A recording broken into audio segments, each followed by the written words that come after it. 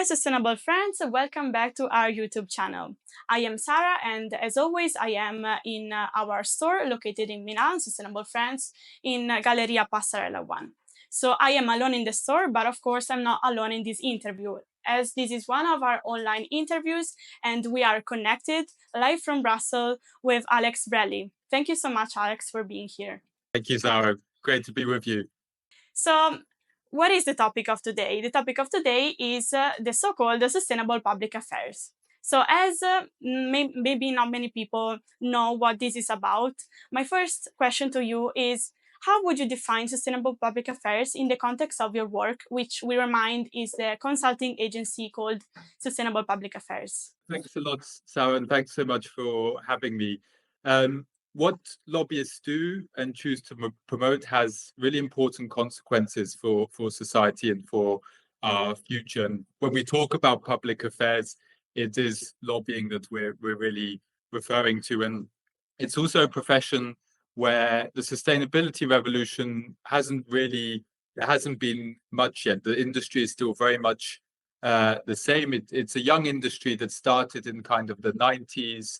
And the question that has always led it is that if an organization wants to do lobbying work, they would approach an agency, and that agency would ask itself, do we have the resourcing and expertise to help on this case? And I think we wanted to add a second question onto that, which is what I'm about to lobby for, does that also align with how I would want the world to be as a private citizen? And in doing that, we hope to innovate and set a new standard for our industry. So how do we do that? For us, sustainable public affairs is the practice of lobbying for more ambitious climate and environmental policies and better enforcement of those regulations in order to make the performance of sustainable frontrunners the norm for the rest of the market. Because when we talk about industry, you have kind of a small proportion that is really performing above what's required in regulatory terms today in terms of climate and environment. And we help to transform that green premium into a competitive advantage by raising the regulatory bar to where their leadership is.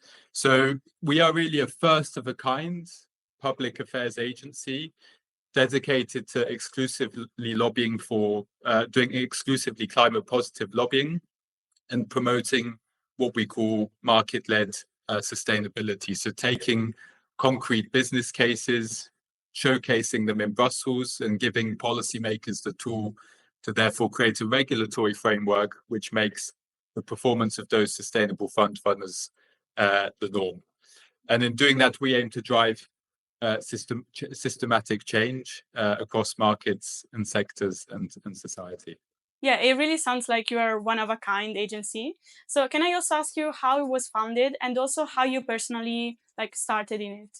So it was founded in 2020, just after the Green Deal was launched. So it was certainly good timing at that stage. And the founder, he had worked in a couple of public affairs agencies in Brussels also, and loved the work of public affairs because it can have such a big impact.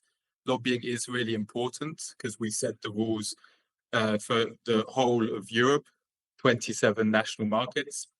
And so he was really passionate about sustainable public affairs. But what he also wanted to do, particularly for his children, is to make sure that what he is lobbying for is creating a more sustainable, a cleaner, better, more prosperous future. And so that's why he kind of took the risk to found Sustainable Public Affairs. And since then, we've been on quite a journey. I joined when we were 6 people. Now we are 20 to 25 people.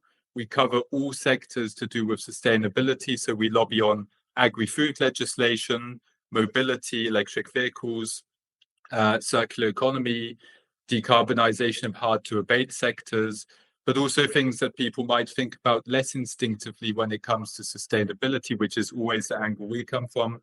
So things like sustainable finance.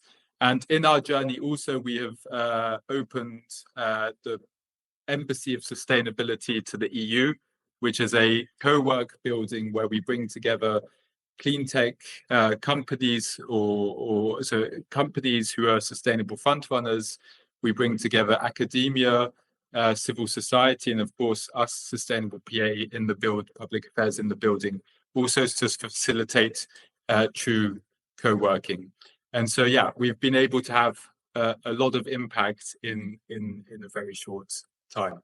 Exactly. And so in these years of experience, what would you say are the most important success signals of sustainable public affairs policy, and also which have been the main difficulties also in creating this status that now you have? I think really great question, and a couple of things I think worth saying here. So I think in terms of public affairs, there's a couple of kind of impacts we can have. I think the first and most obvious one is changes to EU legislation that we can see in black and white. And there, for example, we were working on one case where it's a very technical piece of legislation, but we lobbied on something called the EU emissions trading system. So this is where hard to abate sectors, so steel makers, aluminium, energy, they have a certain amount of allowances to emit CO2. And those number of allowances are decreasing over time. We should reach zero by 2039. But we lobbied for a company who had a very innovative process, but they weren't receiving such free allocations because of the way the legislation set up. And we ended up changing the legislation in a way that means that the impact of this is net savings of 6 million of these free allowances to pollute. So that's a kind of annual reduction of about 480 million in fossil fuel subsidies that were there previously. So really big, huge, quantifiable impacts. Another success story I think is interesting to highlight here. I think one task in public affairs is also to try and get your issue on the political agenda. It's very competitive. There's a lot of noise. We see now, for example, defense is very much the focus. But one thing we've been able to do over the last 3 to 4 years is really put clean tech also in the European Commission's flagship policy for the next 5 years with the Clean Industrial Deal.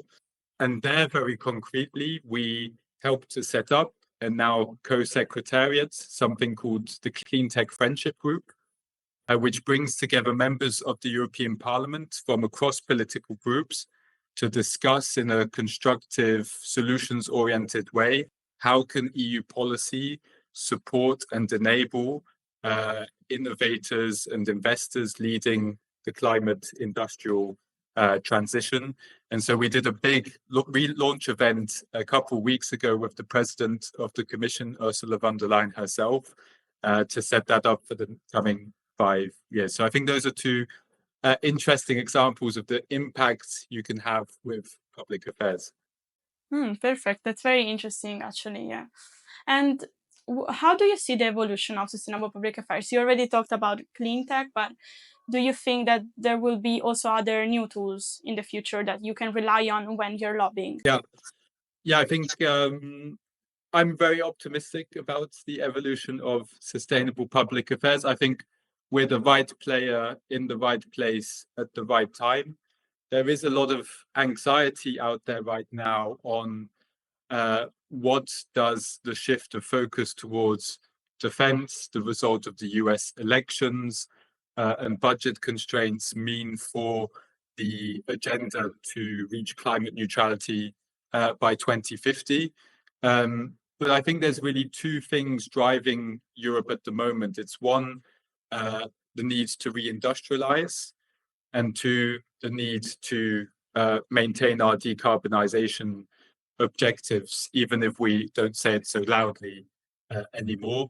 And I think there, our model of bringing to EU policymakers sustainable front runner business cases from across Europe to help them create a regulatory framework that helps us regain our competitiveness, but also decarbonize at the same time. I think we have a lot of value to add there, and this is also at the center, since we're kind of connected with Italy at the moment, of the Mario Draghi report, where he really says market-led sustainability is the way forward. But I think there are challenges ahead.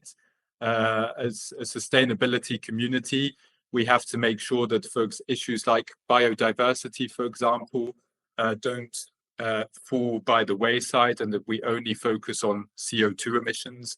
Similar with circular economy, which I focus a lot on.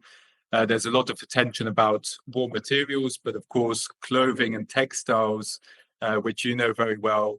Yeah, this is also what we deal with. We make progress there. So I'm optimistic, but what we really need is for as many sustainable front-runner voices to come to Brussels and participate in the debates, because that's how we also are heard and can keep momentum for the green transition. Yeah, exactly. As you already said, we also deal with certifications in textiles, but also conservation projects, like you said, dealing with biodiversity and protecting it. So I think that our values and mission is also very aligned. So I'm very happy to have had this chat with you, Alex.